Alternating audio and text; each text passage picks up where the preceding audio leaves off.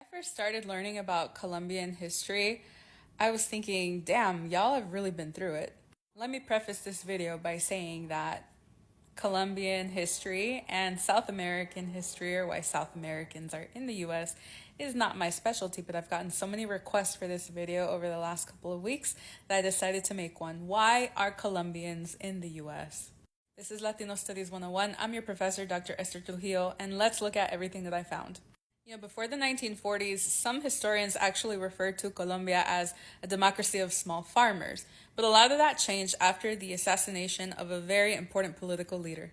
So in 1948, political leader Jorge Eleazar Gaitan was assassinated. People were furious. They burned down Bogota. We're talking 2,000 people killed and millions in property damage. Now that moment kicked off a 10-year-long civil war. It was so brutal that Colombians call it La Violencia. That's it. No frills, no other descriptors. La Violencia, the violence. Now, the war emptied out rural areas and farmers took refuge in cities. Many of their children were educated and eventually entered the workforce in the 1960s, only to find that there weren't many jobs available. That kind of reminds me of how things were when I graduated college. Like, you have a degree, but there's no job. Tough luck. And so they left. They went to Venezuela, they went to Australia, and they came to the US. Meanwhile, in Colombia, guerrilla groups that were inspired by the Cuban Revolution started their protests. And of course, the military attempted to stomp them out, but it didn't work. It turns out that all of that guerrilla training is a perfect resume to become involved with drug trafficking. Now, the cartels that Colombia is widely known for, thanks to Netflix, came into power in the 1970s. So now you not only have the military going for guerrillas and vice versa, now you also have cartels in the mix.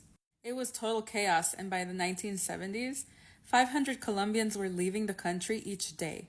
And here's a really interesting twist. All that cartel money, about $3 billion entering the economy of Colombia, it was used to build infrastructure. All of a sudden, there were roads, public utilities, skyscrapers, a vibrant nightlife, and it was all fueled by cocoa money.